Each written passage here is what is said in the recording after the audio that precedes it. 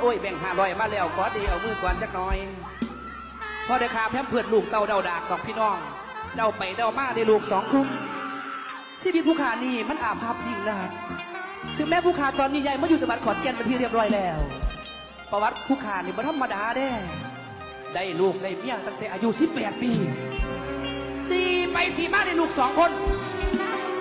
และตอนนี้หาเมียบ้านได้อยู่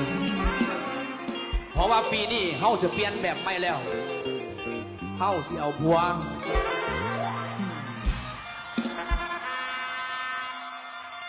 เพราะว่าเฮาขอเสียงเกียร์นะครับอาหารมีเกียร์ป่ะครับวันนี้เจ้าเป็นเกียร์บ่ย่ายเจ้าเป็นเกียร์บ่ย่ายเป็นเกียร์จักม่วงเกียร์ก็มีหัวใจนะเว้ยเอ้าบอกไปว่ามากเข้าขั้นแม่มันขั้นส่งตัวนี้มาแต่เมื่อนอกไปยุโรป3 มื้อกลับขึ้นมาก็ยังใส่ส่งตัวเก่าอยู่